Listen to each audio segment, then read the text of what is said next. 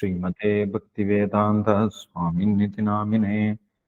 नमस्ते सारस्वते देवे गौरवाणी प्रचारिणे निर्विशेष शून्यवादी पाश्चात्य देशतारिणे। जय श्री कृष्ण चैतन्य प्रभु नित्यानंद श्री अद्वैत गदाधर श्रीवासादि गौर भक्तवृंद। हरे कृष्ण कृष्ण कृष्ण हरे हरे, हरे राम राम राम हरे हरे। ओम नमो भगवते वासुदेवाय, ओम नमो भगवते वासुदेवाय, ओम नमो भगवते वासुदेवाय। निगमकल्पतरोर्गलिदं फलं सुगमुगात् अमृतद्रवसंयुतं पिबता भागवतं रसमालयं मुहुरहो रसिका भुवि भावुकाः। नारायणं नमस्कृत्यं नरं चैव नरोत्तमं देवीं सरस्वतीं व्यासं ततो जयमुदीरयेत्। नष्टप्रायेषु भद्रेषु नित्यं भागवतसेवया भगवती उत्तमश्लोके भक्तिर्भवति नैष्टिकीम्। कृष्णाय वासुदेवाय देवकीनन्दनाय च नन्दगोपकुमाराय ഗോവിന്ദായ നമോ നമഃ. ഹരേ കൃഷ്ണ. എല്ലാവർക്കും ഒരിക്കൽ കൂടി സ്വാഗതം. കഴിഞ്ഞ ദിവസം നമ്മൾ ശ്രീമദ് ഭാഗവതം പ്രഥമസ്കന്ധം 3-ാമത്തെ അധ്യായം, ഭഗവാൻ ശ്രീകൃഷ്ണൻ സർവാവതാരങ്ങളുടെയും സ്രോതസ് എന്നുള്ള അധ്യായത്തിൽ ഭഗവാന്റെ വ്യത്യസ്തമായിട്ടുള്ള ലീലാവതാരങ്ങളെ കുറിച്ച് പറയുന്ന ഭാഗം വായിച്ചിട്ടുണ്ടായിരുന്നു. ഈ അധ്യായത്തിൽ 3-ാമത്തെ അധ്യായത്തിൽ ആകെ 44 ശ്ലോകങ്ങളാണുള്ളത്. അതിൽ ആദ്യത്തെ 5 ശ്ലോകങ്ങൾ ഭഗവാന്റെ പുരുഷാവതാരങ്ങളെ കുറിച്ച് സൂചിപ്പിക്കുന്ന ശ്ലോകങ്ങളാണ്. അതേപോലെ വിരാട് രൂപത്തിനെ കുറിച്ചും ആ ശ്ലോകങ്ങളിൽ പറയുന്നുണ്ട് എന്നുള്ള കാര്യം നമ്മൾ മനസ്സിലാക്കിയിട്ടുണ്ടായിരുന്നു. പിന്നീടുള്ള 6 മുതൽ 27 വരെയുള്ള ശ്ലോകങ്ങളിൽ ഭഗവാൻ ശ്രീകൃഷ്ണന്റെ 22 അവതാരങ്ങളെ കുറിച്ചാണ് പറയുന്നത്. ആ അവതാരങ്ങളുടെ പേരുകളും അവതാരങ്ങളുടെ പ്രധാനപ്പെട്ട കർമ്മങ്ങളുമാണ് ഈ ശ്ലോകങ്ങളിൽ പറയുന്നത്. അത് നമ്മൾ ആരംഭിച്ചിട്ടുണ്ടായിരുന്നു. ഈ ശ്ലോകങ്ങൾ 6-ാമത്തെ ശ്ലോകം മുതൽ ആദ്യത്തെ 11 അവതാരങ്ങളെ കുറിച്ച് കഴിഞ്ഞ ദിവസം പറഞ്ഞു. ആദ്യത്തെ അവതാരം, പ്രഥമ അവതാരത്തിനെ കുറിച്ച് 6-ാമത്തെ ശ്ലോകത്തിൽ പറയുന്നുണ്ട്.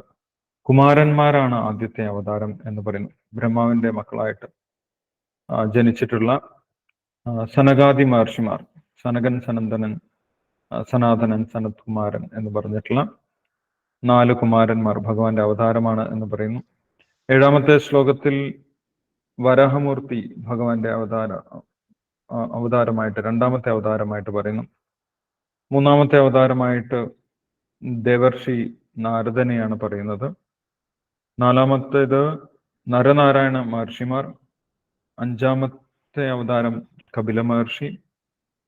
6-ാമത്തെ ഭഗവാന്റെ അവതാരം ദത്താത്രേയ മഹർഷിയാണ്. 7-ാമതായിട്ട് യജ്ഞൻ. അത്രി രുചി പ്രജാപതിക്കും ആകൂതിക്കും ജനിച്ചിട്ടുള്ള യജ്ഞൻ ഭഗവാന്റെ അവതാരമായിട്ട് പറയുന്നു. പിന്നീട് ഋഷഭദേവനെ കുറിച്ച് പറയുന്നു.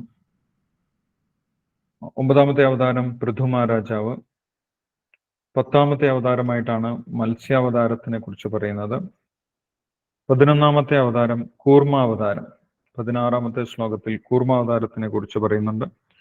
അതുവരെ കഴിഞ്ഞ ദിവസം നമ്മൾ പറഞ്ഞിട്ടുണ്ടായിരുന്നു. കൂർമാവതാരം അവതരിക്കുന്നതിന്റെ കാരണം എന്താണെന്ന് കഴിഞ്ഞ ദിവസം പറഞ്ഞിട്ടുണ്ടായിരുന്നു. 16-ാമത്തെ ശ്ലോകത്തിൽ സുരാസുരാണാം ബുദ്ധിം മഗ്നതാം മന്ദരാചലം ദധ്രേ കമടരൂപേണ പൃഷ്ട ഏകാദശേ വിഭു. ഭഗവാന്റെ 11-ാമത്തെ അവതാരം കൂർമാവതാരമാണെന്ന് പറയുന്നു. എന്തിനാണ് ഭഗവാൻ കൂർമ്മരൂപത്തിൽ അവതരിച്ചത്? കൂർമ്മം എന്ന് പറയുന്നത് ആമയുടെ രൂപമാണ്. ആമയുടെ രൂപത്തിൽ ഭഗവാൻ എന്തിനാണ് അവതരിച്ചത് എന്ന് പറയുന്നു. ദേവാസുരന്മാർ പാലാഴി കടഞ്ഞ സമയത്ത് അമൃത് ലഭിക്കുന്നതിനായി പാലാഴി സമുദ്രം കടഞ്ഞ സമയത്ത് ആ മന്ധര പർവ്വതത്തിനെയാണ് കടകോലായിട്ട് ഉപയോഗിച്ചിട്ടുണ്ടായിരുന്നത്. ആ മന്ധര പർവ്വതത്തിനെ സമുദ്രത്തിൽ താഴ്ന്നു പോകാതെ താങ്ങി നിർത്തുന്നതിന് വേണ്ടിയിട്ടാണ് ഭഗവാൻ കൂർമ്മ അവതാരം എടുത്തത് എന്നിവിടെ പറയുന്നുണ്ട്. തൻ്റെ ആ ഒരു ആമയുടെ ആ ഒരു പുറന്തോട്, തൻ്റെ ശരീരത്തിന്റെ പുറന്തോട് ആ മന്ധര പർവ്വതത്തിനെ താങ്ങി നിർത്തുന്നതിനായിട്ട് ഭഗവാൻ ഉപയോഗിച്ചു എന്ന് പറയുന്നു.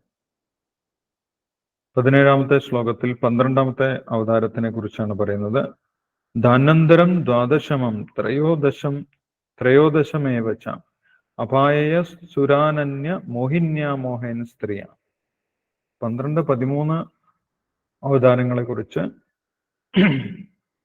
ഈ ശ്ലോകത്തിൽ തന്നെ പറയുന്നുണ്ട്. 17ാമത്തെ ശ്ലോകത്തിൽ തന്നെ പറയുന്നുണ്ട്. 12ാമത്തത് ധന്വന്തരി മൂർത്തിയാണെന്ന് പറയുന്നു. പലാഴിയിൽ നിന്ന് പലാഴി കടഞ്ഞ സമയത്ത് അമൃത കലശവുമായിട്ട് ഉയർന്നു വന്നിട്ടുള്ള ഭഗവാന്റെ മൂർത്തിയാണ് ധന്വന്തരി മൂർത്തി എന്ന് നമ്മൾക്കറിയാം. ആയുർവേദത്തിന്റെ പിതാവായിട്ട് ആയുർവേദം ധന്വന്തരി മൂർത്തിയിൽ നിന്നാണ് വന്നിട്ടുള്ളത് എന്ന് പറയും. ആയുർവേദം പഠിക്കുന്ന വിദ്യാർത്ഥികളും ആയുർവേദ ഡോക്ടർമാരുമൊക്കെ ധന്വന്തരി മൂർത്തിയാണ് ആരാധിക്കേണ്ടത്. ധന്വന്തരി മൂർത്തി 12ാമത്തെ അവതാരമാണെന്ന് പറയുന്നു. 13ാമത്തെ അവതാരമായിട്ട് അമൃതകലശം അസുരന്മാർ തട്ടിക്കൊണ്ടുപോയ സമയത്ത് അസുരന്മാരെ കബളിപ്പിച്ച് തിരിച്ച് ആ അമൃതകലശം ദേവന്മാർക്ക് തിരിച്ച് കൊടുത്തിട്ടുള്ള മോഹിനി മൂർത്തി ഭഗവാന്റെ 13ാമത്തെ അവതാരമായിട്ട് പറയുന്നു. സ്ത്രീ രൂപത്തിലുള്ള അവതാരമാണ്. വളരെ സുന്ദരിയായിട്ടുള്ള സ്ത്രീയുടെ രൂപമാണ് മോഹിനിയുടെ രൂപം എന്ന് പറയും. അത് 13ാമത്തെ അവതാരമായിട്ട് ഇവിടെ 17ാമത്തെ ശ്ലോകത്തിൽ പറയുന്നുണ്ട്. 18ാമത്തെ ശ്ലോകത്തിൽ 14ാമത്തെ ഭഗവാന്റെ അവതാരത്തിനെ കുറിച്ച് പറയുന്നു. ചതുർദശം നാരസിംഹം ബിബ്രൽ ദൈത്യേന്ദ്രമൂർജിതം ദധാര കരജൈരൂര ഏരകാം കടകൃത് യഥാ. ഏരകാം ഒരു ഈറ, ചെറിയ വണ്ണമുള്ള മുളയ്ക്കാണ് ഈറ എന്ന് പറയുന്നത്. ആ ഈറ കീറുന്നത് പോലെ, ആശാരി ഈറ കീറുന്നത് പോലെ ദൈത്യേന്ദ്രനായിട്ടുള്ള ഹിരണ്യകശിപുവിന്റെ ആ ശരീരം രണ്ടായി കീറിയ ഭഗവാൻ നരസിംഹമൂർത്തിയാണ് ഭഗവാന്റെ 14ാമത്തെ അവതാരം എന്ന് പറയുന്നു. ചതുർദശം നരസിംഹം എന്ന് പറയുന്നു. ആ നരസിംഹമൂർത്തിയുടെ പ്രധാന കർമ്മം എന്തായിരുന്നു? ആ അസുര രാജാവായിട്ടുള്ള ഹിരണ്യകശിപുവിന്റെ ശരീരം രണ്ടായി പിളരുക എന്നുള്ളതാണ്. അതിനു വേണ്ടിയിട്ടാണ് ഭഗവാൻ അവതരിച്ചത് എന്ന് പറയും. 15ാമത്തെ അവതാരം വാമനമൂർത്തിയുടെ അവതാരമാണെന്ന് പറയുന്നു. പഞ്ചദശം വാമനകം കൃത്വാ ഗാധധ്വരം ബലേ പദത്രയം യാജമാന പ്രത്യാദിച്ചു ത്രിപിഷ്ടഭം. ഒരു ഉയരം കുറഞ്ഞ വാമനനായിട്ട്, ഒരു ഉയരം കുറഞ്ഞ ബ്രാഹ്മണനായിട്ടാണ് ഭഗവാൻ വാമനമൂർത്തി അവതാരത്തിൽ വന്നിട്ടുള്ളത്. എന്താണ് വന്നതിന്റെ ഉദ്ദേശം എന്നും പറയുന്നുണ്ട്. ബലി മഹാരാജാവിൽ നിന്നും 14 ലോകങ്ങളും 3 ലോകങ്ങളും തിരിച്ചെടുക്കുന്നതിന് വേണ്ടിയിട്ടാണ് ഭഗവാൻ വാമനമൂർത്തിയുടെ അവതാരം സ്വീകരിച്ചത് എന്ന് പറയുന്നു. അതിനുവേണ്ടി പക്ഷേ ഭഗവാൻ ആവശ്യപ്പെട്ടത് 3 അടി മണ്ണ് മാത്രമാണെന്ന് പറയും.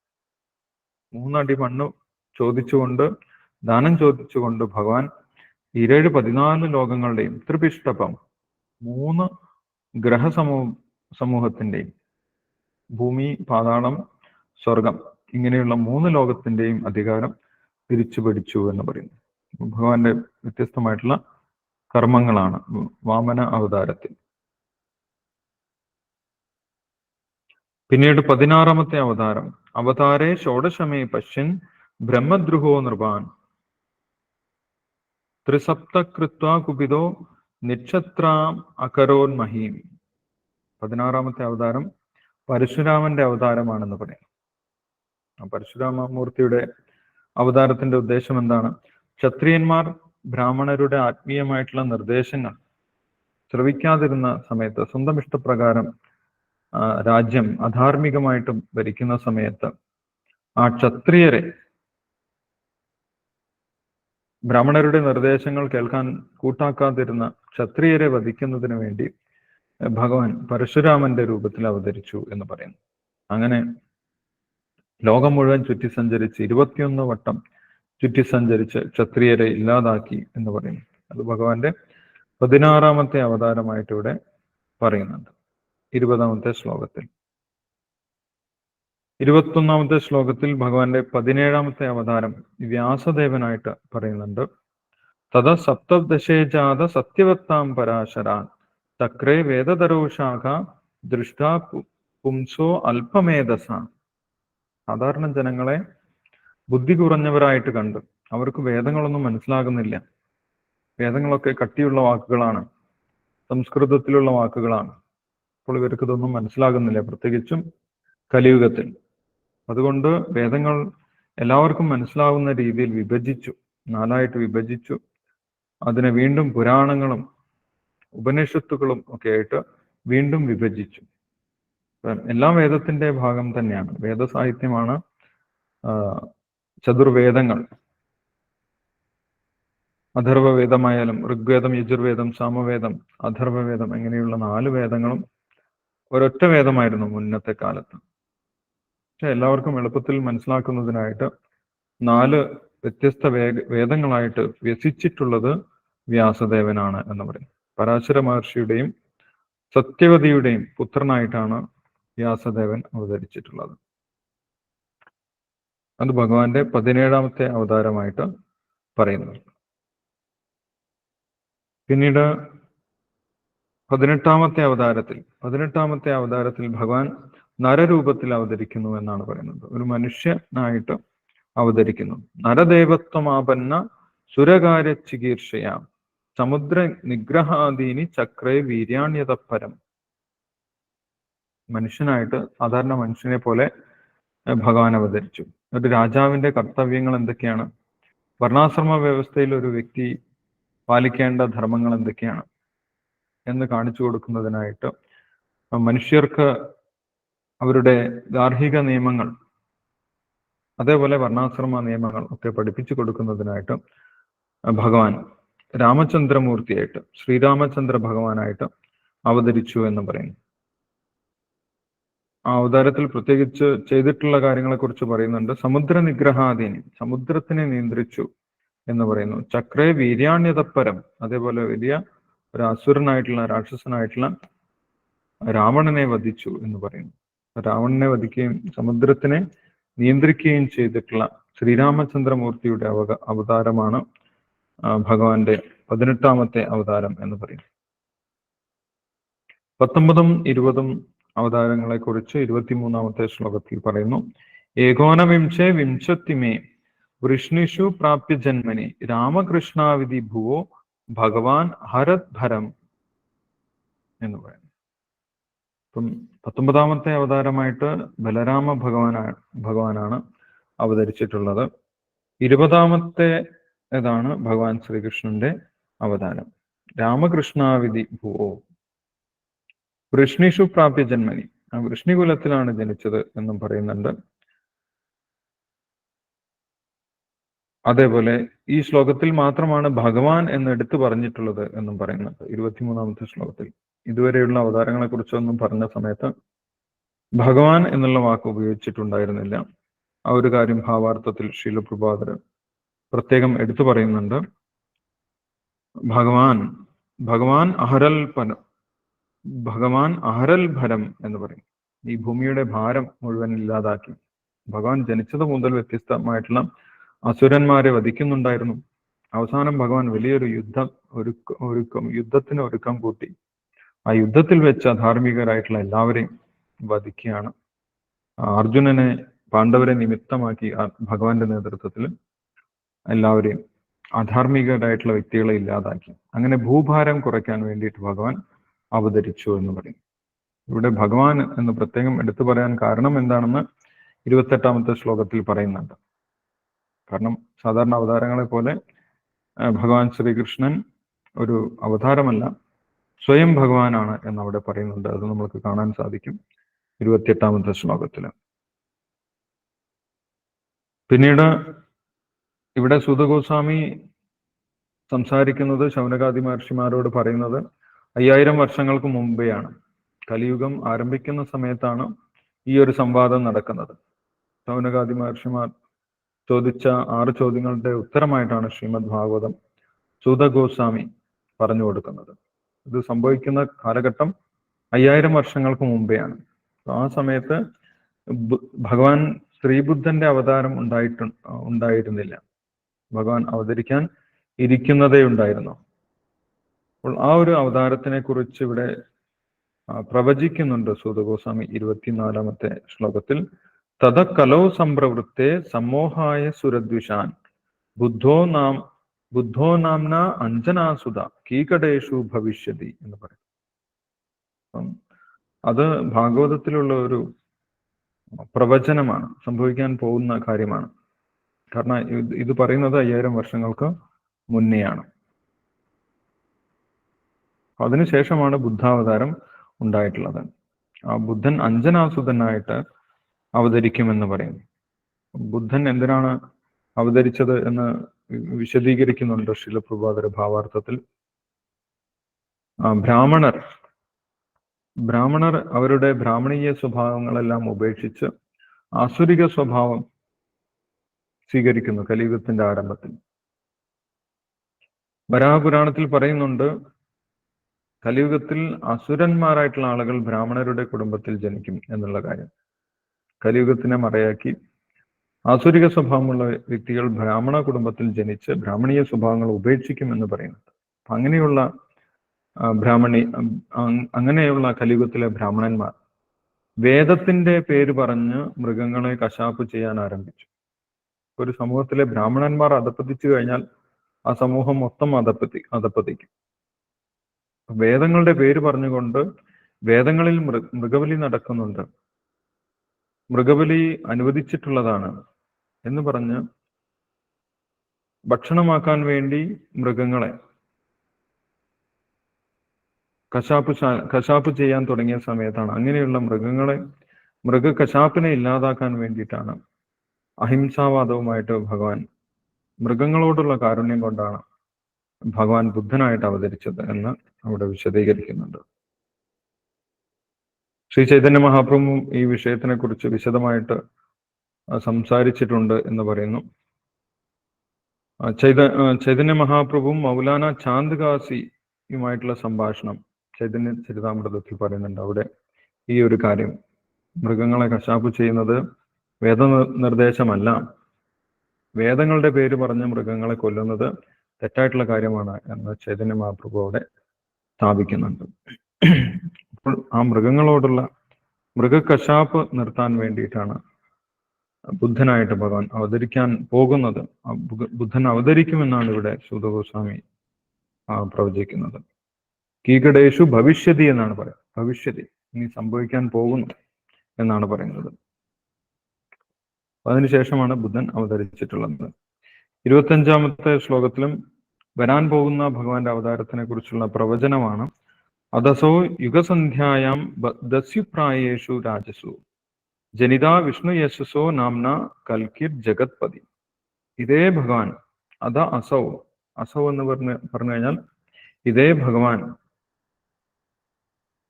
ശ്രീകൃഷ്ണൻ തന്നെ കൽക്കിയായിട്ട് ദസ്യുപ്രായേഷു രാജസു, ലോകം ഭരിക്കുന്ന രാജാക്കന്മാരെല്ലാം എല്ലാവിധ ധാർമ്മിക തത്വങ്ങളും ഉപേക്ഷിച്ച് കൊള്ളക്കാരായിട്ട് മാറുന്ന സമയത്ത്, ജനങ്ങളെ കൊള്ളയടിക്കാൻ തുടങ്ങുന്ന സമയത്ത്, എല്ലാ ധാർമ്മിക തത്വങ്ങളും ഉപേക്ഷിക്കുന്ന സമയത്ത് ഭഗവാൻ തന്നെ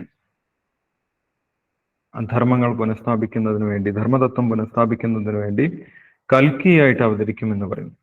കൽക്കിർ ജഗത്പതിയായിട്ടുള്ള ഭഗവാൻ തന്നെ വിഷ്ണു യശസ്സിന്റെ പുത്രനായിട്ട് അവതരിക്കുമെന്നാണ് പറയുന്നത്. ജനിത വിഷ്ണു യശസ്സോ. ഇത് യഥാർത്ഥത്തിൽ സംഭവിക്കുന്നത് കലിയുഗത്തിന്റെ അവസാനമാണ്. ഇനി 4,27,000 വർഷങ്ങളുണ്ട് എന്നാണ് പറയുന്നത്. ഭാവാർത്ഥത്തിൽ ശീലപ്രഭാതർ വിശദീകരിക്കുന്നുണ്ട്. അപ്പോൾ ഇപ്പോഴൊന്നും കൽക്കി അവതരിക്കുന്നില്ല. ഇനി കൽക്കി അവതരിക്കുന്നതിന് 4,27,000 വർഷം. ഈ യുഗ അവസാനത്തിലാണ് കൽക്കി അവതരിക്കുന്നതും ആ കൽക്കി അവതാരത്തിന് ശേഷം പുതിയ സത്യയുഗം ആരംഭിക്കുകയും ആണ് ചെയ്യുന്നത്. അപ്പോൾ ഇപ്പോൾ കൽക്കിയുടെ പേരിൽ പലരും കപട അവതാരങ്ങളൊക്കെ വരുന്നുണ്ട്. അത് ശാസ്ത്രപ്രകാരമുള്ളതല്ല എന്ന് വിശദീകരിക്കുന്നുണ്ട്. അതിനുശേഷം 26ാമത്തെ ശ്ലോകത്തിൽ ഇവിടെ പറഞ്ഞിട്ടുള്ള ആ ഒരു ലിസ്റ്റ്, ശുദ്ധഗോസ്വാമി ഭഗവാന്റെ വ്യത്യസ്തമായിട്ടുള്ള അവതാരങ്ങളെ കുറിച്ച് 22 അവതാരങ്ങളെ കുറിച്ച് എടുത്തു പറഞ്ഞു. അത് പൂർണ്ണമല്ല എന്ന് പറയുന്നുണ്ട്. എല്ലാ അവതാരങ്ങളെ കുറിച്ചും പറയാൻ സാധിക്കുകയില്ല എന്ന് പറയുന്നു. അവതാരാഹി അസംഖ്യേയ ഹരേ സത്വനിധേർദിച്ച യഥാവിദാസിന കുല്യ സരസസ്യു സഹസ്രശ. ഭഗവാൻ എത്ര അവതാരമാണ്? ഭഗവാന്റെ അവതാരം അസംഖ്യമാണ് എന്ന് പറയും. ഭഗവാന്റെ അവതാരത്തിന് എണ്ണമില്ല. ഭഗവാന് ദശാവതാരമോ അല്ലെങ്കിൽ 22 അവതാരമോ മാത്രമൊന്നുമല്ല ഉള്ളത്. ഭഗവാൻ അനേകം അവതാരങ്ങളുണ്ട് എന്ന് പറയും അല്ലെ. ബ്രഹ്മസംഹിതയിലും ബ്രഹ്മാവ് പറയുന്നത് നമ്മൾക്കറിയാം. രാമാദിമൂർത്തിഷു കലാ നിയമേന തിഷ്ഠൻ നാനാവതാരമകരോദ്ഭുവനേഷു കിന്തു എന്നാണ് അവിടെ പറയുന്നത്. നാനാവതാരം, ഭഗവാന്റെ അവതാരത്തിന് എണ്ണമില്ല. ഏതുപോലെയാണ്? സരസസ്യു സഹസ്രശ. ഒരു വലിയ തടാകത്തിന് എത്ര നീരുറവുകളുണ്ട് എന്ന് ചോദിച്ചു കഴിഞ്ഞാൽ അത് പറയാൻ സാധിക്കില്ല. ഒരു സമുദ്രത്തിൽ എത്ര തിരമാലകൾ ഉണ്ട് എന്ന് ചോദിച്ചു കഴിഞ്ഞാൽ പറയാൻ സാധിക്കുകയില്ല. അതേപോലെ ഭഗവാനിൽ നിന്ന് വ്യത്യസ്ത സമയങ്ങളിൽ വ്യത്യസ്ത അവതാരങ്ങൾ വന്നുകൊണ്ടേയിരിക്കുന്നുണ്ട് എന്ന് പറയും. ഭഗവാന്റെ അവതാരത്തിന് എണ്ണമുണ്ട് എന്ന് പറയുന്നത് ശരിയല്ല. ഭഗവാൻ അനേകം അവതാരങ്ങളുണ്ട് എന്നാണ് ഭാഗവതത്തിൽ തന്നെ പറയുന്നത്. പിന്നീട് ഭഗവാന്റെ വ്യത്യസ്തമായിട്ടുള്ള വിഭൂതികളെ കുറിച്ചാണ് 27ാമത്തെ ശ്ലോകത്തിൽ പറയുന്നത്.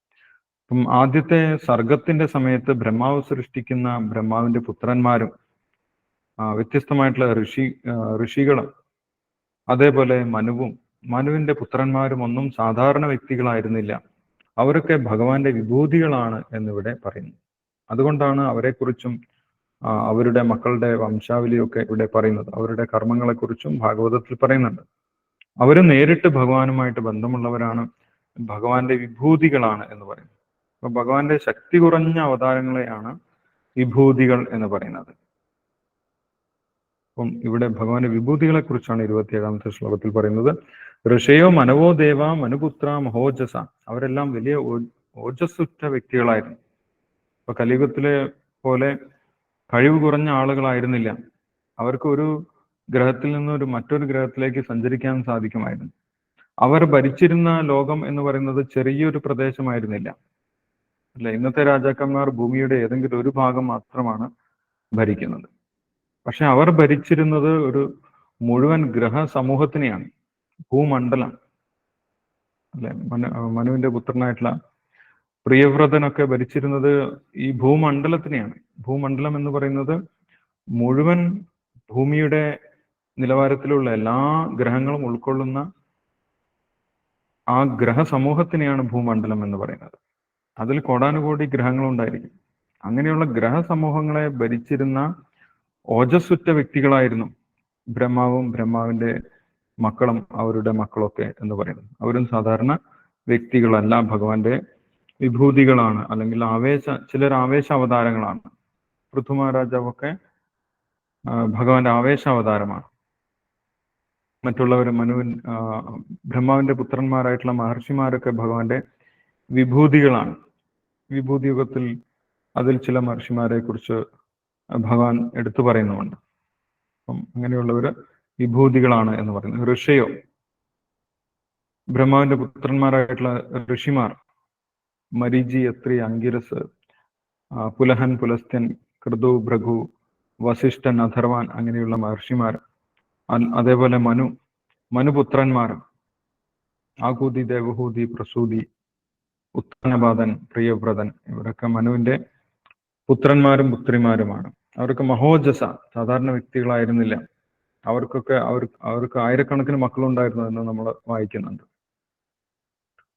അപ്പം അവരെ സാധാരണ മനുഷ്യന്മാരായിട്ട് നമ്മൾക്ക് കണക്കാക്കാൻ സാധിക്കുകയില്ല.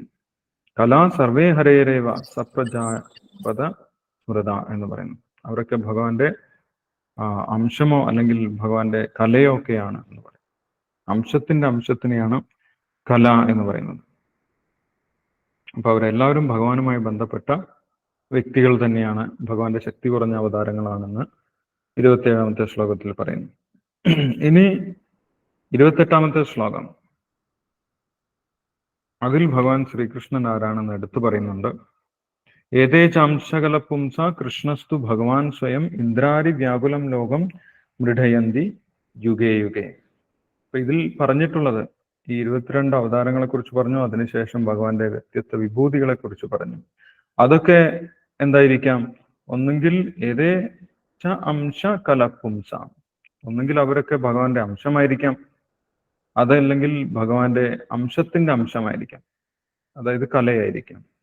പക്ഷേ കൃഷ്ണസ്തു ഭഗവാൻ സ്വയം, ഭഗവാൻ ശ്രീകൃഷ്ണനെ അങ്ങനെ നമ്മൾ മനസ്സിലാക്കരുത് എന്നാണ് പറയുന്നത്. കൃഷ്ണസ്തു ഭഗവാൻ സ്വയം എന്നാണ് പറയുന്നത്. ഭഗവാൻ ശ്രീകൃഷ്ണൻ സ്വയം ഭഗവാൻ തന്നെയാണ് എന്ന് എടുത്ത് പറയുന്നുണ്ട്. അത് നമ്മൾ പ്രത്യേകിച്ച് മനസ്സിലാക്കേണ്ടതാണ്. യെസ്. ഏതേച അംശകലപുംസ കൃഷ്ണസ്തു ഭഗവാൻ സ്വയം. അല്ലെ, സാധാരണഗതിയിൽ നമ്മൾ ഭഗവാൻ ശ്രീകൃഷ്ണനെ നമ്മുടെ ധാർമ്മിക പ്രഭാഷണങ്ങളിൽ തന്നെ, അമ്പലങ്ങളിലൊക്കെ നടക്കുന്ന പ്രഭാഷണങ്ങളിൽ തന്നെ ഒരു ദേവനായിട്ട് കണക്കാക്കി പറയുന്നുണ്ടാകും, അല്ലെങ്കിൽ ഒരു ചരിത്ര പുരുഷനായിട്ട് പറയുന്ന ആളുകളുണ്ടാകും, അതുമല്ലെങ്കിൽ വിഷ്ണുവിന്റെ ഒരു അവതാരമായിട്ട് പറയുന്ന ആളുകളുണ്ടാകും. പക്ഷെ ഭാഗവതം അനുസരിച്ച് ഭാഗവതത്തിൽ വളരെ വ്യക്തമായിട്ട് പറയുന്നുണ്ട് ആരാണ് ഭഗവാൻ ശ്രീകൃഷ്ണൻ എന്ന്. കൃഷ്ണസ്തു ഭഗവാൻ സ്വയം എന്നെടുത്ത് പറയുന്നുണ്ട്. അല്ലെ, സാധാരണ ആളുകൾ കംപ്ലൈന്റ് ചെയ്യാറുണ്ട്, ഈ ഇസ്കോൺ ഹരേ കൃഷ്ണ ഭക്തന്മാരെ എപ്പോഴും കൃഷ്ണനെയാണ് പ്രാർത്ഥിക്കുന്നത്, അവർ കൃഷ്ണനാണ് കൂടുതൽ അമിതമായിട്ട് പ്രാധാന്യം കൊടുക്കുന്നത് എന്ന് പറയുന്നു. അപ്പം അത് ഹരേ കൃഷ്ണക്കാർ കൊടുക്കുന്നതല്ല, ഭാഗവതത്തിൽ കൊടുത്തിട്ടുള്ളതാണ്. അല്ലെ, ഭാഗവതത്തിൽ എടുത്തു പറയുന്നു കൃഷ്ണസ്തു ഭഗവാൻ സ്വയം എന്ന്. അത് വ്യാസദേവനാണ് ആ പ്രാധാന്യം കൊടുക്കുന്നത്. ഏതേജാംശകല പുംസ കൃഷ്ണസ്തു ഭഗവാൻ സ്വയം ഇന്ദ്രാരി വ്യാകുലം ലോകം മൃഡയന്തി യുഗേ യുഗേ. ഓരോ യുഗത്തിലും അധർമ്മം വർദ്ധിക്കുന്ന സമയത്ത് ഭഗവാൻ ശ്രീകൃഷ്ണന്റെ വ്യത്യസ്ത അവതാരങ്ങളാണ് വന്ന് ആ അധർമ്മത്തിന് ഇല്ലാതാക്കുകയും ധർമ്മം പുനഃസ്ഥാപിക്കുകയും ചെയ്യുന്നത്. ഭഗവത്ഗീതയിൽ അത് ഭഗവാൻ നേരിട്ട് പറയുന്നുണ്ട്. പരിത്രാണായ സാധുനാം വിനാശായ ച ദുഷ്കൃതാം ധർമ്മ സംസ്ഥാപനാർത്ഥായ സംഭവാമി യുഗേ യുഗേ എന്ന് ഭഗവാൻ പറയുന്നുണ്ട്. യുഗം തോറും ഞാൻ അവതരിക്കുന്നു എന്ന് ഭഗവാൻ അവിടെ പ്രഖ്യാപിക്കുന്നുണ്ട്. യെസ്.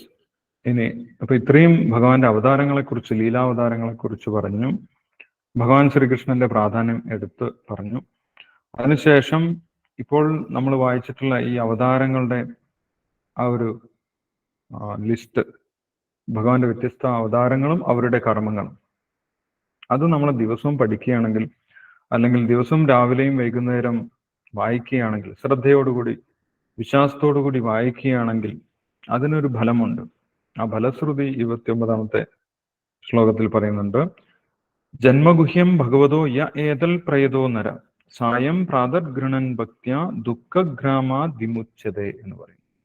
ഏതൊരു വ്യക്തിയാണോ വിശ്വാസത്തോടുകൂടി ഭഗവാന്റെ ഈ അവതാരങ്ങളെക്കുറിച്ച് വായിക്കുന്നത്, അവതാരങ്ങളെക്കുറിച്ചും അവതാരങ്ങളുടെ കർമ്മങ്ങളെക്കുറിച്ചും വായിക്കുന്നത്,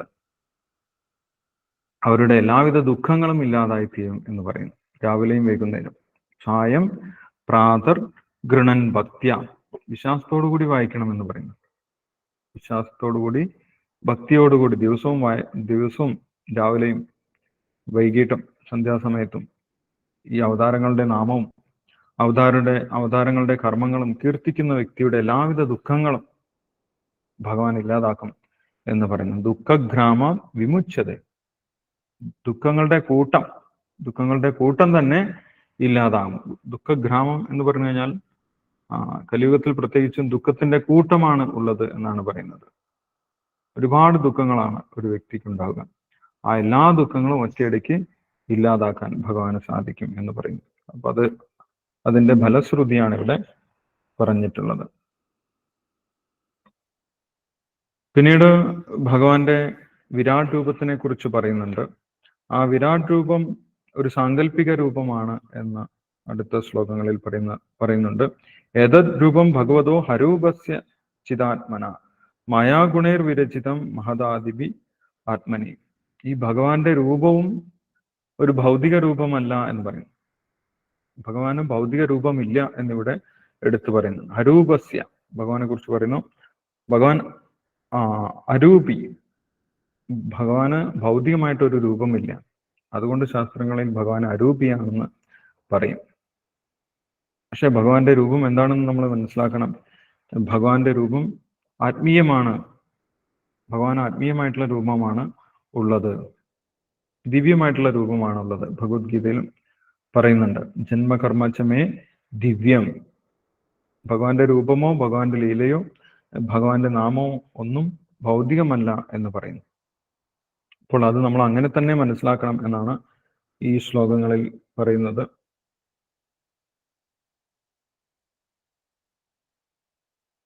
മുപ്പത്തിനാല് വരെയുള്ള ശ്ലോകങ്ങളിൽ ആ ഒരു ഭഗവാന്റെ ആത്മീയ രൂപത്തിന്റെ തത്വത്തിനെ കുറിച്ചാണ് പറയുന്നത്. ഭഗവാന്റെ രൂപം ഭൗതികമാണെന്ന് തെറ്റിദ്ധരിക്കരുത്. മായ കൊണ്ടാണ് ഭഗവാന്റെ രൂപം ഭൗതികമാണെന്ന് നമ്മൾ വിചാരിക്കുന്നത്.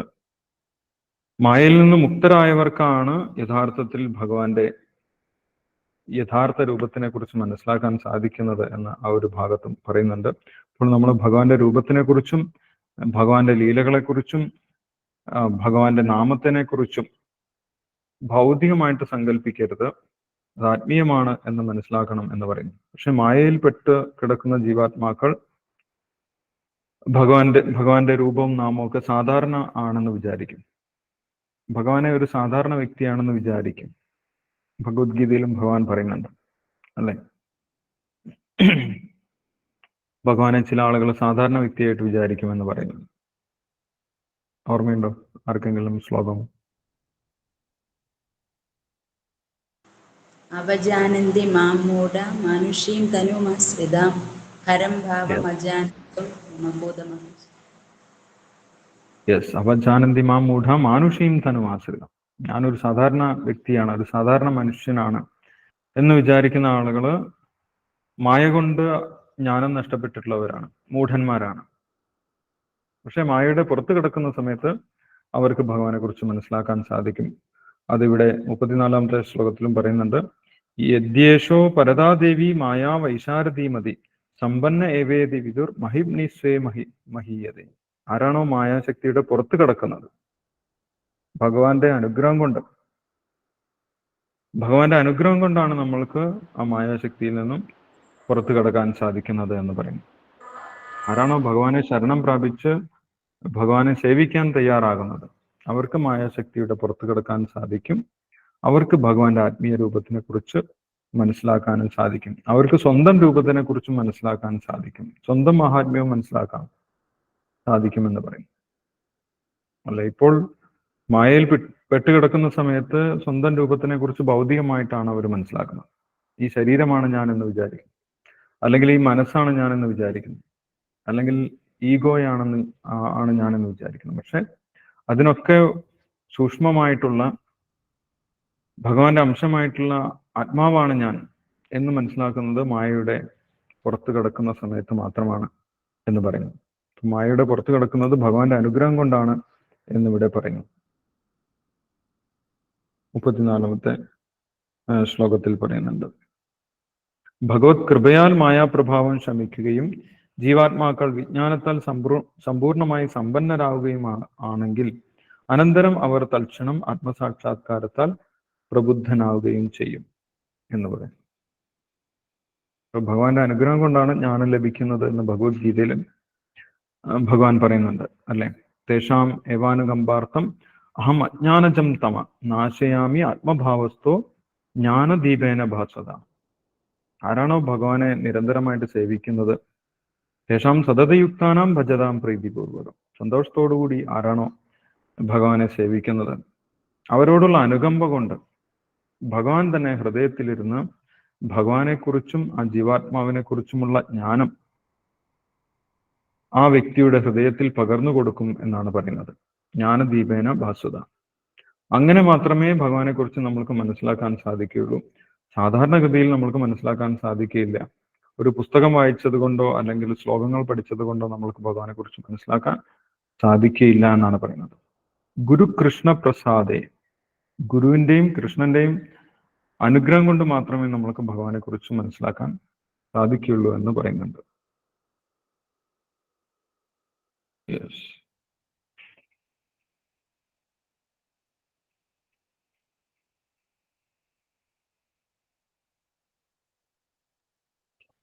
ഗുരുവിന്റെയും പിന്നെന്താ ഗുരുജി പറഞ്ഞ ഗുരുവിന്റെയും ഗുരുവിന്റെയും മനസ്സിലാക്കാൻ പറ്റും. ഗുരുവിന്റെയും ഭഗവാന്റെയും അനുഗ്രഹം കൊണ്ടാണ് നമ്മൾക്ക്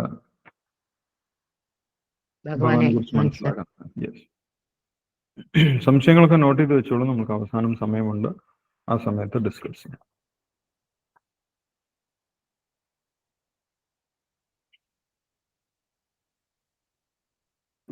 അത് തുടർന്നുള്ള ശ്ലോകങ്ങളിലും പറയുന്നുണ്ട്. 38ാമത്തെ ശ്ലോകത്തിൽ പറയുന്നു, അനിയന്ത്രിതവും സന്തതവും പക്ഷഭേദപരമായ സേവനം രഥചക്രപാണിയായ ശ്രീകൃഷ്ണ ഭഗവാന്റെ പാതാരവിന്ദങ്ങളിൽ സമർപ്പിക്കുന്നവർക്ക് മാത്രമേ പ്രപഞ്ച സൃഷ്ടാവിന്റെ സർവാതിശയകരങ്ങളായ സമ്പൂർണ്ണ പ്രവർത്തനങ്ങളെയും ശക്തികളെയും മഹാത്മ്യങ്ങളെയും മനസ്സിലാക്കാൻ സാധ്യമാകും. അപ്പൊ ഇവിടെ പറഞ്ഞിട്ടുള്ള കാര്യങ്ങളൊക്കെ അതീവ രഹസ്യമായിട്ടുള്ള കാര്യമാണ് എന്ന് പറയും. ഭാഗവതത്തിൽ ഭഗവാന്റെ കർമ്മങ്ങളെക്കുറിച്ചും ഭഗവാന്റെ നാമങ്ങളെക്കുറിച്ചും വിവരിക്കുന്നുണ്ട്. അത് വേദങ്ങളിൽ പോലും വിശദമാക്കാത്ത രഹസ്യങ്ങളാണ് എന്ന് പറയും. ആ രഹസ്യങ്ങളൊക്കെ അതേപടി ആർക്കാണ് മനസ്സിലാക്കാൻ സാധിക്കുന്നത്? വിശ്വാസത്തോടുകൂടി ആർക്കാണ് മനസ്സിലാക്കാൻ സാധിക്കുന്നത്? ഭഗവാന് സേവനം ചെയ്യുന്ന ഭഗവാന്റെ ഭക്തന്മാർക്ക് മാത്രമേ അത് വെളിപ്പെട്ട് കിട്ടുകയുള്ളൂ എന്ന് പറയും. അല്ലാതെ ഒരു വിധത്തിലും നമ്മൾക്ക് ഭഗവാന്റെ രഹസ്യങ്ങൾ മനസ്സിലാക്കാൻ സാധിക്കുകയില്ല എന്ന് പറയും. അല്ല, അഥ ശ്രീകൃഷ്ണനാമാദി ന ഭവേത് ഗ്രാഹ്യം ഇന്ദ്രിയേ സേവോന്മുഖേഹി ജിഹ്വാദോ സ്വയമേവ സ്ഫുരത്യത. നമ്മുടെ ഇന്ദ്രിയങ്ങൾ കൊണ്ടൊരിക്കലും നമ്മൾക്ക് ഭഗവാൻ ശ്രീകൃഷ്ണനെയോ ഭഗവാൻ ശ്രീകൃഷ്ണന്റെ കർമ്മങ്ങളെയോ ഭഗവാൻ ശ്രീകൃഷ്ണന്റെ നാമത്തിന്റെ പ്രത്യേകതയോ ഒന്നും നമുക്ക് മനസ്സിലാക്കാൻ സാധിക്കുകയില്ല. സേവോന്മുഖേഹി ജിഹ്വാദോ, ഭഗവാന്റെ സേവനം ചെയ്യണം. അല്ലെ, ആദ്യത്തെ സേവനം എന്താണ്? ഭഗവാന്റെ നാമജപം. ആ നാമജപത്തിലൂടെ നമ്മൾക്ക് ഭഗവാനെ വെളിപ്പെട്ട് കിട്ടും എന്നാണ് പറയുന്നത്. പിന്നീട് യെസ്, അപ്പോൾ അതിനുശേഷം 39ാമത്തെ ശ്ലോകത്തിൽ സൂതഗോസ്വാമി ശൗനകാദി മഹർഷിമാരുടെ ആ ചോദ്യങ്ങളെ അഭിനന്ദിക്കുകയാണ്. നിങ്ങൾ ഭഗവാൻ ശ്രീകൃഷ്ണനെ കുറിച്ചാണ് ചോദിച്ചിട്ടുള്ളത്, പരമദിവ്യോത്തമ പുരുഷനെ കുറിച്ചാണ് ചോദിച്ചിട്ടുള്ളത്. ആ ചോദ്യങ്ങൾ, ഇങ്ങനെയുള്ള ചോദ്യങ്ങളാണ് ഒരു വ്യക്തി ചോദിക്കേണ്ടത്. ഇങ്ങനെയുള്ള ചോദ്യങ്ങൾ കൊണ്ടാണ്, ഭഗവാനെ കുറിച്ച് അറിയാനുള്ള ചോദ്യങ്ങൾ കൊണ്ടാണ് ഒരു വ്യക്തിക്ക് ഏറ്റവും ഉയർച്ച ഉണ്ടാകുന്നത്. ഒരു വ്യക്തിക്ക് ജീവിതത്തിൽ വിജയം ഉണ്ടാകുന്നത് ഭഗവാനെ കുറിച്ച് ചോദിക്കാൻ ആരംഭിക്കുമ്പോഴാണ് എന്ന് ആ ചോദ്യത്തിന്റെ പ്രാധാന്യം സൂതഗോസ്വാമി വീണ്ടും എടുത്തു പറഞ്ഞ് ശൗനകാദി മഹർഷിമാരെ അഭിനന്ദിക്കുകയാണ് 39ാമത്തെ ശ്ലോകത്തിൽ. സർവപ്രപഞ്ചങ്ങളുടെയും നിയന്തമായ പരമദിവ്യോത്തമ പുരുഷനോടുള്ള ആത്മജ്ഞാനപരമായ അതീന്ദ്രിയ പരമാനന്ദ പ്രേമ നിർവൃതിയെ പ്രാർത്ഥനാപൂർവം ക്ഷണിച്ചു വരുത്തി ഭയാനകമായ ജനിമൃതി ആവർത്തന ചക്രത്തിൽ നിന്നും 100% മുക്തി ഉറപ്പാക്കുന്നു. ഇങ്ങനെ ഭഗവാനെ കുറിച്ച് അറിയുന്നതിലൂടെയാണ് നമ്മൾക്ക് ഈ ജന്മമൃത്യു ജരാവ്യാധി ചക്രത്തിൽ നിന്ന് പുറത്തു കടക്കാൻ സാധിക്കുന്നത്. ഭഗവാനെ കുറിച്ച് അറിഞ്ഞാൽ മാത്രമേ നമ്മൾക്ക് പുറത്തു പോകാൻ സാധിക്കുകയുള്ളൂ, ഭഗവാന്റെ അടുത്തേക്ക് തിരിച്ചു പോകാൻ സാധിക്കുകയുള്ളൂ എന്നിവിടെ പറയുന്നു. ഭഗവാനും അത് ഭഗവത്ഗീതയിൽ പറഞ്ഞിട്ടുള്ള കാര്യമാണ്. 4ാമത്തെ അധ്യായത്തിൽ 9ാമത്തെ ശ്ലോകത്തിൽ, അല്ലെ, ജന്മകർമ്മച്ചമേ ദിവ്യം ഏവം യോ വേത്തി തത്വതഃ തെക്വാ ദേഹം പുനർജന്മനേതി മാമേതി സോർജുന എന്ന് പറയുന്നുണ്ട്. ആരാണോ ഭഗവാന്റെ ദിവ്യമായിട്ടുള്ള ജന്മകർമ്മങ്ങളെ കുറിച്ച് മനസ്സിലാക്കുന്നത്, ആ ദിവ്യമായിട്ടുള്ള ജന്മകർമ്മങ്ങളാണ് ഭാഗവതത്തിൽ വിവരിക്കുന്നത്. അതെങ്ങനെ മനസ്സിലാക്കുന്നത്? ഏവം യോ വേത്തി തത്വതഃ, അത് സത്യമാണെന്ന് വിശ്വാസപൂർവ്വം മനസ്സിലാക്കുന്നത്, അതാണ് തത്വത എന്ന് പറയുന്നത്. പരിപൂർണ സത്യമാണ്, അത് സത്യമാണ് എന്ന് ആർക്കാണോ ബോധ്യപ്പെടുന്നത്, ഭഗവാനെ കുറിച്ച് ഇവിടെ പറഞ്ഞിട്ടുള്ള കാര്യങ്ങളെല്ലാം ഭഗവാന്റെ വ്യത്യസ്തമായിട്ടുള്ള അവതാരങ്ങളും കർമ്മങ്ങളും എല്ലാം സത്യമാണ് എന്ന് ആർക്കാണോ ബോധ്യപ്പെട്ടിട്ടുള്ളത് അവർക്ക് പിന്നെ പുനർജന്മമില്ല എന്നാണ് പറയുന്നത്. ജന്മകർമ്മചമേ ദിവ്യം ഏവം യോ വേത്തി തത്വതഃ തെക്വാ ദേഹം പുനർജന്മ നൈതി മാമേതി സോർജുന. ഭഗവാനെ മനസ്സിലാക്കുന്നത് കൊണ്ട് മാത്രം അവർക്ക് പുനർജന്മം ഉണ്ടാവില്ല എന്ന് പറയും. പക്ഷെ അത് അത്ര എളുപ്പമല്ല. സാധാരണഗതിയിൽ ആളുകൾക്ക് അങ്ങനെ മനസ്സിലാക്കാൻ സാധിക്കുന്നുമില്ല, അല്ലെ? ഭഗവത്ഗീത എത്രയോ പ്രാവശ്യം വായിച്ചിട്ടും ഭഗവാനിൽ വിശ്വാസം വരാത്ത ഒരുപാട് പേരുണ്ട്. ഭഗവാനെ വിമർശിക്കുന്നതിന് വേണ്ടി ഭഗവത്ഗീത വായിക്കുന്ന വ്യക്തികളുമുണ്ട്. അവർക്കൊന്നും ഭഗവാനെ കുറിച്ച് മനസ്സിലാക്കാൻ സാധിക്കുന്നില്ല. അസുരം ഭാവം ആശ്രിത, അസുര സ്വഭാവമായതുകൊണ്ട് അവരൊരിക്കലും ഭഗവാനെ ശരണം പ്രാപിക്കുന്നില്ല എന്ന് പറയുന്നു. അപ്രാപ്യമാം നിവർത്തന്തേ മൃത്യു സംസാര വർമ്മനെ. ഭഗവാനെ പ്രാപിക്കാൻ സാധിക്കാത്തത് കൊണ്ട് അവരുടെ ഗതി എന്താണ്? മൃത്യു സംസാര വർമ്മനെ. അവർ വീണ്ടും വീണ്ടും ജന്മമൃത്യു ചക്രത്തിൽ തന്നെ കഴിഞ്ഞുകൂടേണ്ടി വരും എന്നാണ് പറയുന്നത്. പക്ഷെ ആരാണോ ഭഗവാനെ സത്യത്തിൽ മനസ്സിലാക്കുന്നത്, ഭഗവാന്റെ അവതാരങ്ങൾ സത്യമാണ് എന്ന് ആർക്കാണോ ബോധ്യപ്പെടുന്നത്, അവർക്ക് പിന്നെ പുനർജന്മമില്ല. തെക്വാ ദേഹം പുനർജന്മനേതി മാമേതി സോർജന. അവർ ഭഗവാന്റെ അടുത്തേക്ക് തിരിച്ചു പോകും എന്ന് ഭഗവത്ഗീതയിൽ ഭഗവാൻ പ്രഖ്യാപിക്കുന്നുണ്ട്. അതേ കാര്യമാണ് ഇവിടെ 39ാമത്തെ ശ്ലോകത്തിൽ സൂത ഗോസ്വാമി പറയുന്നത്. പിന്നീട് അവസാനത്തെ 4 ശ്ലോകങ്ങൾ ശ്രീമദ് ഭാഗവതത്തിനെ കുറിച്ചാണ് പറയുന്നത്. ഭഗവാനെ കുറിച്ച് വിവരിക്കുന്ന ശ്രീമദ് ഭാഗവതത്തിന്റെ മഹാത്മ്യം, പ്രത്യേകതകൾ 40ാമത്തെ ശ്ലോകത്തിൽ 40ാമത്തെ ശ്ലോകം മുതൽ പറയുന്നുണ്ട്. ഇതം ഭാഗവതം നാമ പുരാണം ബ്രഹ്മസംഹിതം ഉത്തമ ശ്ലോകചരിതം ചകാര ഭഗവാൻ ഋഷി നിശ്രേയസായ ലോകസ്യ ധന്യം സ്വസ്തി അയനം മഹൽ എന്ന് പറയുന്നു. ഈ ശ്രീമദ് ഭാഗവതം എല്ലാ പുരാണങ്ങളിലും ശ്രേഷ്ഠമാണ്, മഹത്താണ് എന്ന് പറയും. മഹത്താണ്. സ്വസ്തി അയനം, എല്ലാവിധ ആനന്ദങ്ങളും നൽകുന്നതാണ് എന്ന് പറയും. ഭാഗവതം വായിക്കും തോറും നമ്മൾക്ക് ആ ഭാഗവതത്തിൽ രുചിയുണ്ടാകും, ഭാഗവതം കൂടുതൽ കേൾക്കാനുള്ള താല്പര്യമുണ്ടാകും. ആ ഭഗവാന്റെ ലീലകൾ ചിന്തിക്കും തോറും നമുക്ക് ആനന്ദമുണ്ടാകും എന്ന് പറയും. സാധാരണഗതിയിൽ നമ്മൾ ചിന്തിക്കുന്നത് മറ്റുള്ളവരുടെ പ്രവൃത്തികളെ കുറിച്ചാണ്, അല്ലെ? നമ്മുടെ ചുറ്റുപാടുമുള്ള വ്യക്തികൾ, അവരുടെ പ്രവർത്തനങ്ങൾ, അതാണ് നമ്മൾ ചിന്തിക്കുന്നത്. ആ വ്യക്തി ഇങ്ങനെ ചെയ്തു, ഇവൻ അങ്ങനെ ചെയ്തു എന്നാണ് നമ്മൾ ചിന്തിക്കുന്നത്. അത് ചിന്തിക്കുന്നതോറും നമ്മൾക്ക് കൂടുതൽ ദുഃഖമാണ് ഉണ്ടാകുന്നത്, അല്ലെങ്കിൽ ബന്ധനമാണ് ഉണ്ടാകുന്നത്, അല്ലെങ്കിൽ ഉത്കണ്ഠയാണ് ഉണ്ടാകുന്നത്. പക്ഷെ ഭഗവാനെ കുറിച്ച് ചിന്തിക്കുന്തോറും, ഭഗവാന്റെ കർമ്മങ്ങളെ കുറിച്ച് ചിന്തിക്കുന്തോറും നമ്മൾക്ക് കൂടുതൽ കൂടുതൽ ആനന്ദമാണ് ഉണ്ടാകുന്നത്.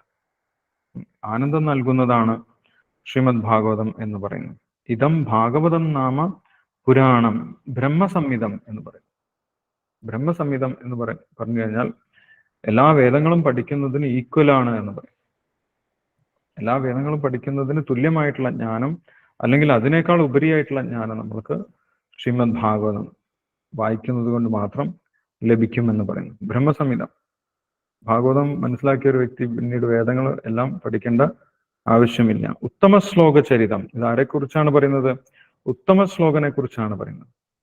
ഉത്തമ ശ്ലോകൻ എന്ന് പറയുന്നത് ഭഗവാന്റെ മറ്റൊരു പേരാണ്. ഉത്തമ ശ്ലോകൻ എന്ന് പറഞ്ഞു കഴിഞ്ഞാൽ സെലക്റ്റഡ് ആയിട്ടുള്ള ശ്ലോകങ്ങൾ കൊണ്ട് കീർത്തിക്കപ്പെടുന്നവൻ എന്നാണ് അർത്ഥം.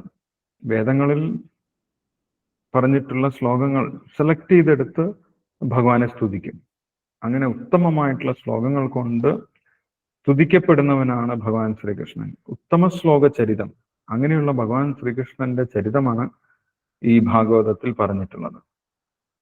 ഉത്തമ ശ്ലോക ചരിതം ചകാര ഭഗവാൻ ഋഷി. അതാരാണ് എഴുതി വെച്ചിട്ടുള്ളത്?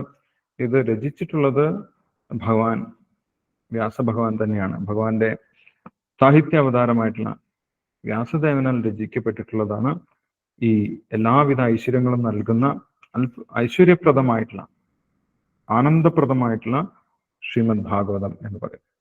ഇത് എല്ലാവിധ വിജയങ്ങളും ഐശ്വര്യങ്ങളും നൽകുന്നതാണ് എന്ന് പറയും.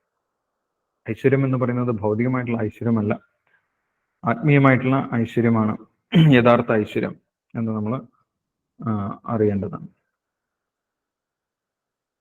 പിന്നീട് 41ാമത്തെ ശ്ലോകത്തിൽ പറയുന്നു, ഈ ശ്രീമദ് ഭാഗവതം എല്ലാ വേദങ്ങളുടെയും സാരമാണ് എന്ന് പറയുന്നുണ്ട്. തദിതം ഗ്രാഹയാമാസ സുതന്മാൻ അവതാം വനം സർവവേദേതിഹാസാനാം സാരം സാരം സമുദ്രതം. ഇത് വേദവ്യാസൻ ആർക്കാണ് ആദ്യം ഉപദേശിച്ചു കൊടുത്തത്? തന്റെ പുത്രനായിട്ടുള്ള ശുകദേവ് ബ്രഹ്മർഷിക്കാണ് ഭാഗവതം ഉപദേശിച്ചു കൊടുത്തത് എന്ന് പറയും. ശുകദേവ് ബ്രഹ്മർഷി ജനിച്ചപ്പോൾ തന്നെ മുക്താത്മാവാണ്. അതുകൊണ്ട് വീട്ടിലൊന്നും നിന്നില്ല. 16 വയസ്സായ സമയത്താണ് ശുകദേവ് ബ്രഹ്മർഷി ജനിക്കുന്നത് തന്നെ. ജനിച്ച ഉടനെ തന്നെ കാട്ടിലേക്ക്, ആരുമായിട്ടും ബന്ധം ഉണ്ടാവാൻ പാടില്ല, ഭൗതിക ബന്ധനങ്ങളൊന്നും ഉണ്ടാവരുത് എന്ന് വിചാരിച്ച് കാട്ടിലേക്ക് പോയി. ആ സമയത്ത് കാട്ടിൽ വെച്ചാണ് ഭാഗവതത്തിലെ ശ്ലോകങ്ങൾ കേൾക്കുന്നത്. വ്യാസദേവന്റെ ശിഷ്യന്മാർ ചില ഭാഗവത ശ്ലോകങ്ങൾ ചൊല്ലുന്നത് കേട്ടു. അപ്പൊ ഇതെവിടുന്നാണ് ചൊല്ലുന്നത് എന്ന് ചോദിച്ച സമയത്താണ് ഇത് അങ്ങയുടെ തന്നെ പിതാവായിട്ടുള്ള വ്യാസദേവൻ പറഞ്ഞു തന്നിട്ടുള്ളതാണ്. അങ്ങനെ ഭാഗവതം പഠിക്കാൻ വേണ്ടിയിട്ടാണ് തിരിച്ചു വീട്ടിലേക്ക് ശുകദേവ് ബ്രഹ്മർഷി പോകുന്നത്. അപ്പം ആദ്യമായിട്ട് ഈ ഒരു രൂപത്തിൽ വിശദമായിട്ട് ഭാഗവതം വ്യാസദേവൻ പറഞ്ഞു കൊടുത്തിട്ടുള്ളത് ശുകദേവ് ബ്രഹ്മർഷിക്കാണ്. ആ ശുകദേവ് ബ്രഹ്മർഷിക്ക് പറഞ്ഞു കൊടുത്തിട്ടുള്ള ഈ ശ്രീമദ് ഭാഗവതം എല്ലാ വേദങ്ങളുടെയും സാരമാണ് എന്ന് പറയുന്നു. വേദങ്ങളുടെ സാരം, പാലിന്റെ ക്രീം അല്ലെ, പാലിൽ നിന്നും എടുത്തിട്ടുള്ള വെണ്ണയാണ് അതിന്റെ പാലിന്റെ സാരം. അതേപോലെ വേദങ്ങൾ മുഴുവൻ കടഞ്ഞെടുത്താൽ കിട്ടുന്ന അതിന്റെ വെണ്ണ, അതിന്റെ സാരമാണ് ഈ ശ്രീമദ് ഭാഗവതം എന്ന് ഇവിടെ സൂതഗോസ്വാമി പറഞ്ഞു കൊടുക്കുന്നു. സർവവേദേതിഹാസാനം സാരം സാരം സമുദ്രതം എന്ന് പറയും. വേദവ്യാസനാൽ വേദങ്ങളിൽ നിന്ന് കടഞ്ഞെടുത്തിട്ടുള്ള വേദത്തിന്റെ മുഴുവൻ സാരമാണ് ശ്രീമദ് ഭാഗവതം എന്ന് പറയും. ആ ശ്രീമദ് ഭാഗവതം പറഞ്ഞു കൊടുത്തിട്ടുള്ളത് ആദ്യമായിട്ട് ശുകദേവ് ബ്രഹ്മർഷിക്കാണ്. അതേ ശുകദേവ് ബ്രഹ്മർഷി പിന്നീട് ഗംഗയുടെ തീരത്ത് വെച്ച് അവസാനത്തെ 7 ദിവസം മരിക്കാൻ സമയമായിട്ടുള്ള പരീക്ഷിത്ത് മഹാരാജാവിന് ആ 7 ദിവസം കൊണ്ട് പിന്നീട് പറഞ്ഞു കൊടുക്കുകയുണ്ടായി ഇതേ ശ്രീമദ് ഭാഗവതം എന്ന് പറഞ്ഞു. ആ സമയത്ത് തനിക്കത് കേൾക്കാൻ അവസരമുണ്ടായി എന്നാണ് സൂതഗോസ്വാമി പറയുന്നത്. അപ്പൊ എങ്ങനെയാണ് സൂതഗോസ്വാമി ഈ ശ്രീമദ് ഭാഗവതം കേട്ടത്? ആ കാര്യമാണ് ഇവിടെ 42ാമത്തെ ശ്ലോകത്തിൽ പറയുന്നത്. തതു സംസ്രാവയാമാസ മഹാരാജം പരീക്ഷിതം പ്രായോപവിഷ്ടം ഗംഗായാം പരീതം പരമർഷിഭി. വ്യാസദേവനിൽ നിന്ന് കേട്ടിട്ടുള്ള ശ്രീമദ് ഭാഗവതം ശുകദേവ് ബ്രഹ്മർഷി പരീക്ഷിത് മഹാരാജാവിന് ഗംഗാതീരത്ത് വെച്ച് പറഞ്ഞു കൊടുത്തിട്ടുണ്ടായിരുന്നു എന്ന് പറയുന്നു. അത് തനിക്ക് കേൾക്കാനുള്ള അവസരമുണ്ടായി എന്ന് 43ാമത്തെ ശ്ലോകത്തിൽ പറയുന്നുണ്ട്. കൃഷ്ണേ സുധാമ ഉപഗതേ ധർമ്മജ്ഞാനാദിവിസഹ കലോ നഷ്ടദൃശാം ഏഷ പുരാണാർക്കോ അധുനോദിത. അപ്പോൾ ആ സമയത്ത് 42ാമത്തെ ശ്ലോകത്തിൽ തന്നെയാണ്. അതേ സമയത്ത് സൂതഗോസ്വാമിയും അവിടെ സന്നിഹിതനായിരുന്നു. പരീക്ഷിത് മഹാരാജാവിന് ശുകദേവ് ബ്രഹ്മർഷി ഭാഗവതം ഉപദേശിക്കുന്ന സമയത്ത് മഹർഷിമാരുടെ ഒക്കെ സമൂഹമുണ്ട്. വേദവ്യാസൻ, നാരദ മഹർഷി, ഇങ്ങനെയുള്ള ഉന്നതരായിട്ടുള്ള മഹർഷി സമൂഹങ്ങളൊക്കെ, ഭക്ത സമൂഹമൊക്കെ വ്യത്യസ്ത ഗ്രഹങ്ങളിൽ നിന്ന് വന്നിട്ടുണ്ടായിരുന്നു ശ്രീമദ് ഭാഗവതം ശ്രവിക്കുന്നതിനായിട്ട്. ദേവന്മാരൊക്കെ വന്നിട്ടുണ്ടായിരുന്നു. അവിടെ ഇരുന്ന് ശ്രീമദ് ഭാഗവതം കേൾക്കാനുള്ള അവസരം ശുകദേവ് ബ്രഹ്മർഷിക്കും ലഭിച്ചിട്ടുണ്ടായിരുന്നു. അവിടെ ശ്രദ്ധയോട് കൂടി കേട്ടിട്ടുള്ള ശ്രീമദ് ഭാഗവതമാണ് ഞാനിപ്പോൾ പറയാൻ പോകുന്നത് എന്ന് അടുത്ത ശ്ലോകത്തിൽ, അവസാനത്തെ ശ്ലോകത്തിൽ പറയുന്നുണ്ട്. 44ാമത്തെ ശ്ലോകത്തിൽ സൂതഗോസ്വാമി പറയുന്നുണ്ട്. അതിന്റെ മുന്നേ 43ാമത്തെ ശ്ലോകത്തിൽ പറയുന്നത് ഭഗവാൻ ശ്രീകൃഷ്ണൻ തിരിച്ചുപോയ സമയത്ത്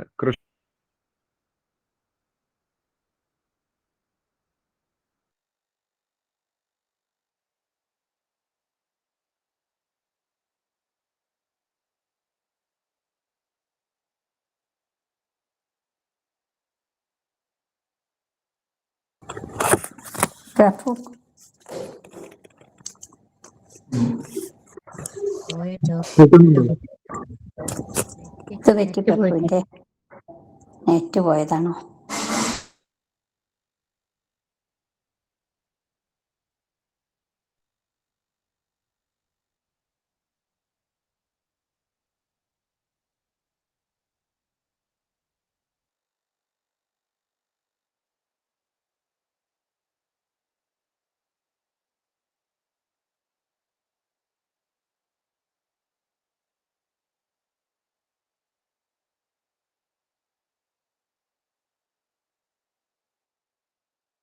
കൃഷ്ണ ഹരേ കൃഷ്ണ.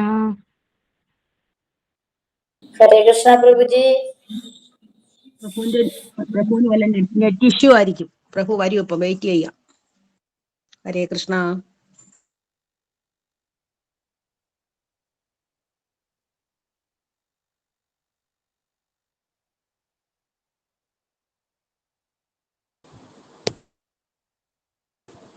ഹരേ കൃഷ്ണ. ഹരേ കൃഷ്ണ.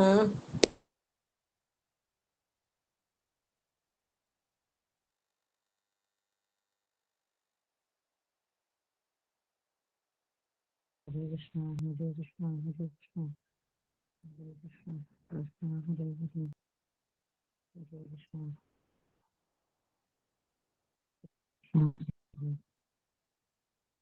ഹരേ കൃഷ്ണ. പ്രഭുജി ലെഫ്റ്റായി. അവിടെ എങ്ങാനും കറണ്ട് ഇല്ലാത്തതോ അല്ലെങ്കിൽ നെറ്റ് ഇഷ്യൂ ആയിരിക്കും തോന്നുന്നു. അംബിക മാതാജി ഹരേ കൃഷ്ണ മാതാജി. എന്താ ചെയ്യാ? നമുക്കൊരു 2 മിനിറ്റ് വെയിറ്റ് ചെയ്യാം. പ്രഭുജി വന്നു. വന്നില്ലെങ്കിൽ പിന്നെ നമുക്ക് ഇന്ന് പ്രഭു വന്നു, പ്രഭുജി വന്നു. ഹരേ കൃഷ്ണ കേൾക്കാമോ? ഇവിടെ കേൾക്കാം കേൾക്കാം പ്രഭുജി. കറണ്ട് പോയതാണ്. യെസ്. അപ്പോൾ അവസാനത്തെ ശ്ലോകത്തിൽ 44-ാമത്തെ ശ്ലോകത്തിൽ പറയുന്നു, അതേ ശ്രീമദ് ഭാഗവതം തനിക്കും കേൾക്കാനുള്ള അവസരമുണ്ടായി എന്ന് സൂത ഗോസ്വാമി പറയുന്നു. താൻ ശ്രദ്ധയോടുകൂടി ഈ ശ്രീമദ് ഭാഗവതം ശ്രവിച്ചിട്ടുണ്ടായിരുന്നു. അപ്പോൾ ശ്രീമദ് ഭാഗവതം മനസ്സിലാക്കുന്നതിൻ്റെ ഒരു രഹസ്യം എന്താണെന്ന് അവിടെ പറയുന്നുണ്ട്. ശ്രദ്ധയോടുകൂടി കേൾക്കണം. ശ്രദ്ധയോടുകൂടി എന്ന് പറഞ്ഞു കഴിഞ്ഞാൽ എല്ലാവിധ ഏകാഗ്രമായിട്ടുള്ള മനസ്സോടുകൂടി, അതേപോലെ വിശ്വാസത്തോടുകൂടി, ഭഗവാനിൽ പൂർണ്ണ വിശ്വാസത്തോടുകൂടി ശ്രദ്ധയോടുകൂടി കേട്ടാൽ മാത്രമേ നമുക്ക് ശ്രീമദ് ഭാഗവതം ഗ്രഹിക്കാൻ സാധിക്കുകയുള്ളൂ എന്ന് പറയുന്നു. ശ്രീമദ് ഭാഗവതത്തിനെ പുരാണ അർഹനായിട്ടാണ് ഇവിടെ സൂത ഗോസ്വാമി പറയുന്നത്. 43-ാമത്തെ ശ്ലോകത്തിൽ പറയുന്നു, കൃഷ്ണേ സുധാമോപഗതേ ധർമ്മജ്ഞാനാദിഭി സഹ കലോ നഷ്ടദൃശാമേഷ പുരാണാർക്കോ അധുനോദിത. ഇതൊരു ചോദ്യമായിരുന്നു, അവസാനത്തെ ചോദ്യം സൂത ഗോസ്വാമിയോട് ശൗനകാദി മഹർഷിമാർ ചോദിച്ചിട്ടുണ്ടായിരുന്നു. ഭഗവാൻ ശ്രീകൃഷ്ണൻ സുധാമത്തിലേക്ക് തിരിച്ചുപോയ സമയത്ത് ധർമ്മവും ജ്ഞാനവും ആരെയാണ് ആശ്രയിച്ചത് എന്ന് ചോദിച്ചിട്ടുണ്ടായിരുന്നു. അതിനുള്ള ഉത്തരമാണ് ഇവിടെ പറയുന്നത്. കൃഷ്ണേ സുധാമോപഗതേ ധർമ്മജ്ഞാനാദിഭി സഹ കലൗ നഷ്ടദൃശാമേഷ പുരാണാർക്കോ അധുനോദിത. ധർമ്മവും ജ്ഞാനവും ആരെയാണ് ശരണം പ്രാപിച്ചത്? ശ്രീമദ് ഭാഗവതത്തിനെയാണ് ശരണം പ്രാപിച്ചത്. ഭഗവാൻ തിരിച്ചു പോയ സമയത്ത് കലിയുഗത്തിൽ മുഴുവൻ അജ്ഞാനവും പരന്നിട്ടുണ്ടായിരുന്നു. ആ കലിയുഗത്തിന്റെ ഇരുട്ടിനെ ഇല്ലാതാക്കാൻ സാധിക്കുന്ന ജ്ഞാനത്തിന്റെയും ധർമ്മത്തിന്റെയും സൂര്യനാണ് ഭഗവാൻ ശ്രീകൃഷ്ണന്റെ തന്നെ സാഹിത്യ അവതാരമാണ് ശ്രീമദ് ഭാഗവതം എന്ന് പറയും. പുരാണ അർക്കൻ. ആ സൂര്യൻ ഉദിച്ചു കഴിഞ്ഞാൽ പിന്നെ പ്രകാശമുണ്ടാകും. കലിയുഗത്തിലാണെങ്കിൽ പോലും നമ്മൾക്ക് കാണാൻ സാധിക്കും. കലിയുഗത്തിൽ നമ്മൾ പ്രധാനമായിട്ടും മനസ്സിലാക്കേണ്ടതും പ്രചരിപ്പിക്കേണ്ടതും ശ്രീമദ് ഭാഗവതമാണ്. അല്ല, അതുകൊണ്ടാണ് ശീലപ്രഭുപാദർ ഇത്രയും വിശദമായിട്ട് ശ്രീമദ് ഭാഗവതത്തിന് പ്രാധാന്യം കൊടുത്ത് ശ്രീമദ് ഭാഗവതം വിശദമായിട്ട് നമ്മൾക്ക് എഴുതി തന്നിട്ടുള്ളത്. ഓരോ ശ്ലോകത്തിനും ഓരോ വാക്കിന്റെയും അർത്ഥം, വിവർത്തനം, അതിന്റെ വിശദീകരണം, അങ്ങനെ അത്രയും വിശദമായിട്ട് നമ്മൾക്ക് ശ്രീമദ് ഭാഗവതം പറഞ്ഞു തന്നിട്ടുണ്ട്. കാരണം എന്താണ്? കലിയുഗത്തിൽ നമ്മൾ മനസ്സിലാക്കേണ്ട ഒരേ ഒരു ഗ്രന്ഥം ശ്രീമദ് ഭാഗവതമാണ്. ആ ശ്രീമദ് ഭാഗവതം മനസ്സിലാക്കുന്നതിന്റെ മുന്നോടിയായിട്ട് നമ്മൾ ഭഗവത്ഗീത മനസ്സിലാക്കണം.